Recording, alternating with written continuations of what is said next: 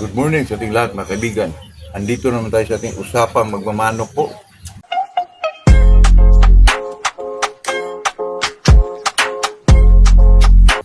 Bago tayo mag-umpisa mga kaibigan ay walang shout out mga kaibigan.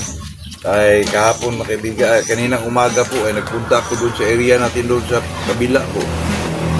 Ay medyo mga kaibigan, medyo napagod ako kasi winalisan ko yung lahat, ang daming dahon po. Kasi napakatuyo yung mga kaibigan, yung palibot po, yung malupa napakatuyo po. Kasi masyadong mainit itong kaibigan, nakita ko yung may isa kasi akong Shilton doon mga kaibigan, lift nose siya mga kaibigan, pero nilagay ko lang siya sa gilid kasi ang pangit tingnan mga kaibigan. Yung mga buntot niya sa nakabuhol-buhol, yung balahibo niya dito sa likuran parang dry na dry po, kaya nilagay ko lang siya sa gilid kasi ang pangit tingnan kaibigan. Inong binigyan ko siya ng pagkain po, parang tinuka po dito kaibigan. Kinuha ko yung Shilton po, initsa ko dun kay yung manok ni Kakugi mga kaibigan, yung lemon cross sa Kilsom kaibigan. Hindi ho nakapatama yung mga kaibigan, may edad na yun, 10 months plus na yun. Yung sa akin, 6 months pa yun, ang Shilton po. Talagang hindi nakapatama yung kay Kakugi, mga kaibigan. Pagpalo niya, angatan ka agad, mga kaibigan. Pag-angat, tapos ganun ka agad yung paanong Shilton po. Grabe pumalo yung kay Kakugi, mga kaibigan. Inaano niya ng palo, biilag lang Shilton, mga kaibigan. Tapos, hatain ng Shilton, tapos gumaganon yung Kakugi. Angat na naman, mga kaibigan. Nagmukhang tanga po. Natuwa ako kasi ang pangit niya mga kaibigan tingnan. Nilagay ko lang sa gilid. Napakagaling pala mga kaibigan. Baka matuloy na yung natin, yung ilaban natin sa December po, yung pure Shilton talaga mga kaibigan. Kasi yung Shilton kahapon na inaano ko, hindi pa ho nakuha mga kaibigan. May 3 akong Shilton na 6 months old mga kaibigan. Kalakip na yung nilagay ko sa gilid lang. Kasi ang pangit tingnan pero napakagaling pala. Silang lahat mga kaibigan, ang Shilton talaga magaling po. Itong pag-usapan natin sa araw na ito mga kaibigan, itong kasi may nagtanong din sa atin na ba daw talaga ang pagpapalabas ng palo mga kaibigan. We talk about conditioning po. Itong wet feeding o dry feeding. Sa akin naman dyan mga kaibigan, nagdepende lang yung sa kondisyon mga kaibigan. Kasi may mga tao kasi mga kaibigan na kahit dry feeding pa yan o wet feeding man, talagang pumapalo pa rin yung manok kasi maganda siyang magpakilos ng manok po. Talaga marunong siya sa timing, gano'n. Pero sa akin naman dyan, mga kaibigan, ito ay reality, mga kaibigan. Maganda talaga yung yung wet feeding, mga kaibigan. Doon talaga lumalabas yung palo ng isang manok, lalo na pag ikaw ay marunong magtimpla, mga kaibigan, marunong magbigay po sa injectable, mga powder vitamins, gano'n, marunong ka lang doon, mga kaibigan. Talagang lumalabas yung mga palo po. Ito kasi yung wet feeding mga kaibigan, matrabaho at saka kailangan mo talaga ng po. Kasi itong wet feeding mga kaibigan, kita ko kadalasan po. Pag maghalo sila ng pagkain mga kaibigan, sa atin naman dyan, 50-50 yan. 50% na concentrate, 50% na pellets po. Ang ginagamit natin dyan ay yung Royal Fancy mga kaibigan, at saka yung sa sakupaan po na yung basta sa sakupaan mga kaibigan, para din siyang Royal Fancy po. Kasi yung mga ganong klase mga kaibigan, ako sa akin, paghalo ko dun sa 50-50 na grains at saka sa pellets, alagyan ko na yun ng mga mga kaibigan, yung mga panghalo po na Lexus powder, wheat germ, yung mga B22 para mahalo talaga sila mga kaibigan. Kasi yung ganon mga kaibigan, talaga mahalo po kasi yun matunaw yun mga kaibigan mag-melt yun, tapos maging tubig yun. At talagang mahalo siya sa pagkain mga kaibigan. Pero yung mga panghalo niyang katulad ng meat, yung egg, yung white sa egg mga kaibigan, yung high protein yun, at saka yung mga carrots ba, ganon. Iniiba-iba ko yun mga kaibigan sa isang palagyanan po. Tulad ng isang lagyanan na to, lagyan ko lang ng 2 cubes ng meat, ito naman 2 cubes ng carrots, para pantay talaga yung dami na naibigay mo. Kasi yung iba mga kaibigan, tinagtad nila yung white egg mga kaibigan, yung egg po, tapos sinahalo lahat dun sa grains at saka pellets. Hindi magkapareha yung dami mga kaibigan, katulad ng meat. Ang iba, mag-ano na sila yung grind meat mga kaibigan. Inihalo na kagad. Pero sa akin, cubes lang yun. Isang manok, 2 cubes, o 3 ba? Tapos, anuhan ko yun mga kaibigan. Boiled ko yun mga kaibigan ng mga, siguro mga 10 seconds lang mga kaibigan. Boiled ko yung, karne. 10 seconds na po. Yun, punin ko na yun. Ilagay ko na sa lagyanan ng patukaan nila mga kaibigan. Isang manok, 2 cubes lang po. Carrots naman, 2 cubes lang, pero medyo maliit-liit po.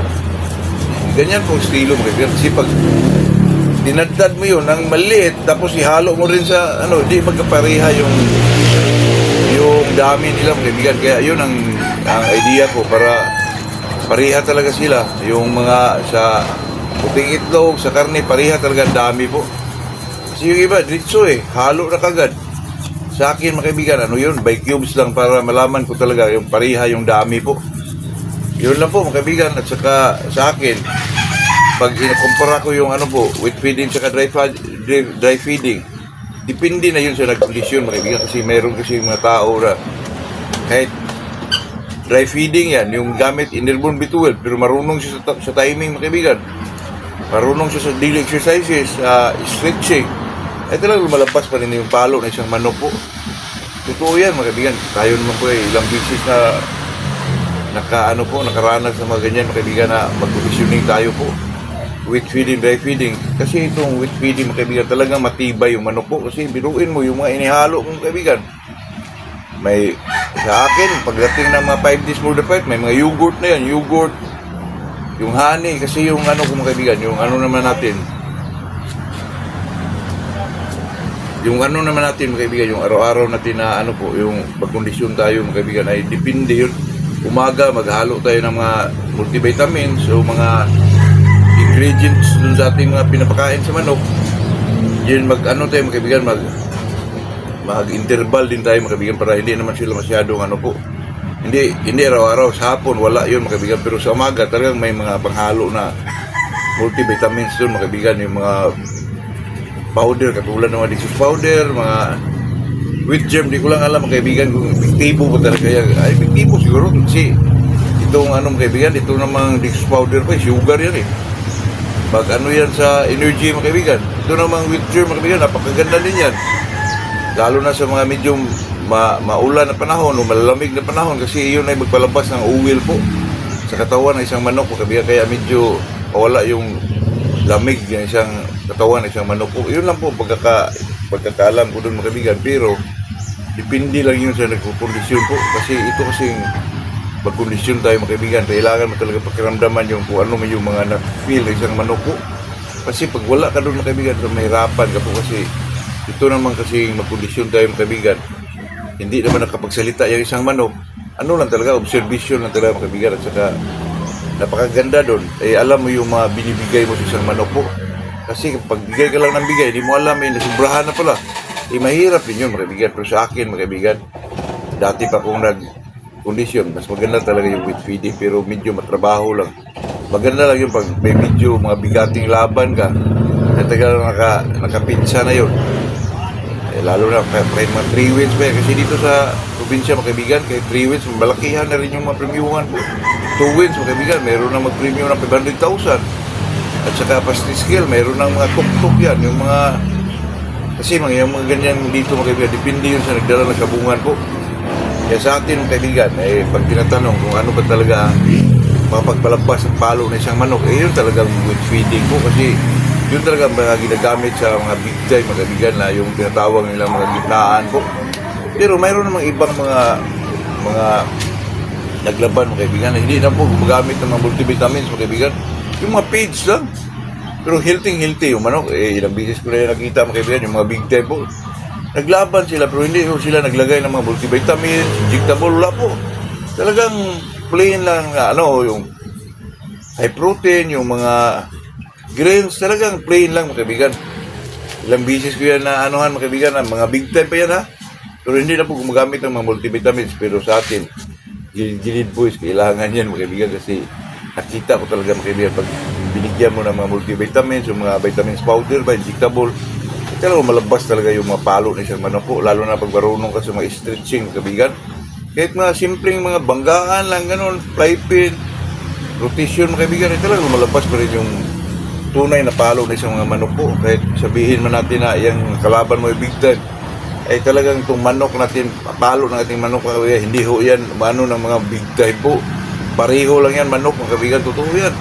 Kahit sabihin na, itong mga taong to, gilid lang itong mga manok na to, pero hindi mo pa rin yan sigurado po. Kasi itong manok kasi, lalo na pag ang nag-alaga o nag-handling, ay talagang marunong po.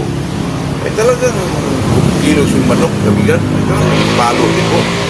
At saka may nagtanong sa atin mga kaibigan, ilang ano daw, pagpakastahan na daw yung isang inahin, ilang araw ba ano na pwede na siya mangitlog po? Sa akin namang ano mga kaibigan, sa aking pag-obserba dyan mga kaibigan, yung manok naman pagpakastahan dyan, ngayon na araw na to, 2 weeks mga kaibigan, mangitlog na yan po. Pag medyo hindi pa mangitlog, baka yung manok mo ay hindi mo dinaan sa ano po, yung tinatawag nilang ano mga kaibigan, yung kinukondisyon mo yung manok ba, yung binigyan mo ng EDA, purga, ligo, ganon, baka hindi mo nilagyan ng magandang klaseng ano po. Kailangan kasi yung mga kaibigan, yung tinatawag nilang ano po, yung makalimutin na talaga tayo mga kaibigan, na itong ano po, itong parang kinukondisyon mo yung isang manok ba mga kaibigan, na magpurga ka, magligo, din inject, din magbigay ka ng mga EDA, yung mga 1,000. Tapos yung mga pinapakain mo talaga talagang ano po, yung mga tinatawag nilang tulad ng Successor, yung mga Galimax 21, ganun po. Talagang mangitlog yung manok mo mga kaibigan. At saka kung hindi naman mangitlog yung manok mo, ulitin mo yun mga kaibigan, purga, ligo, EDA, injectable, ganun po. Ulitin mo mga kaibigan. Pag hindi pa rin po, isa na lang po solusyon dyan mga kaibigan.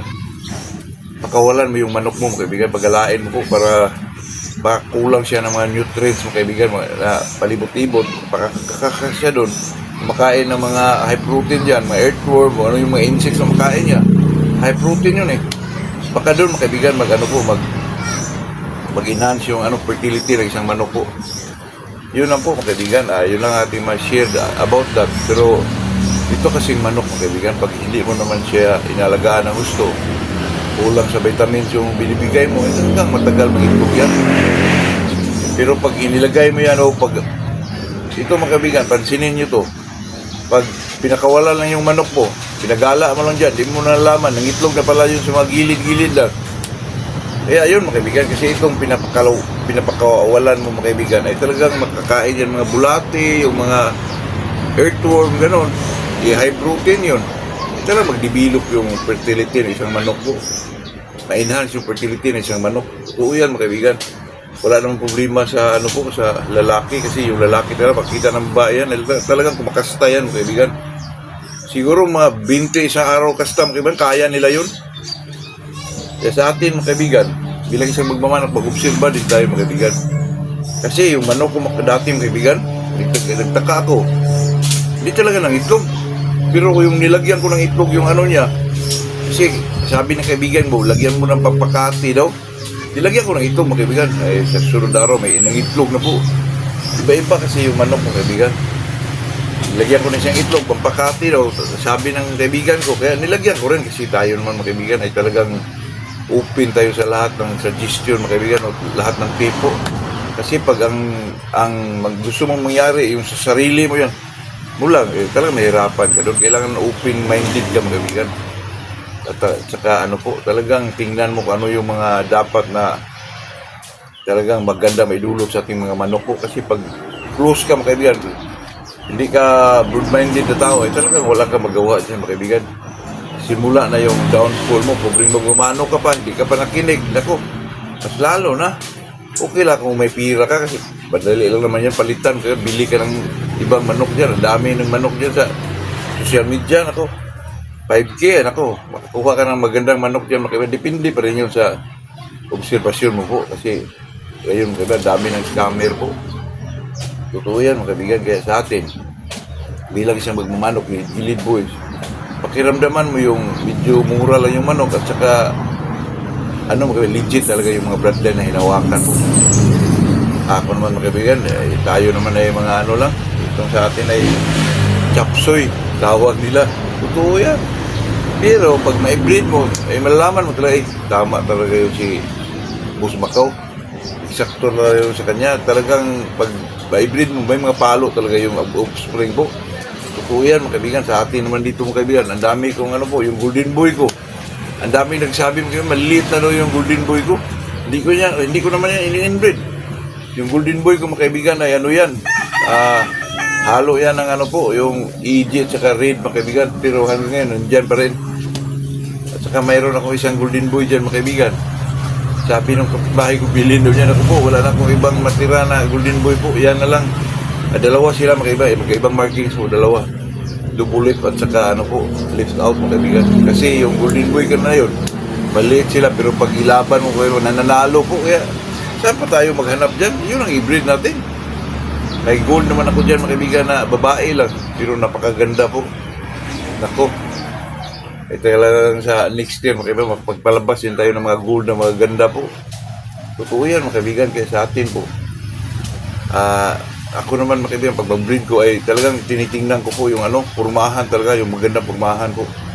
Yun lang po, yun lang ating may share sa araw na to. Dila isang magmamanok, yung Shilton ko, nandyan pa rin, mga kaibigan. Shilton, saka may papribi na limon po.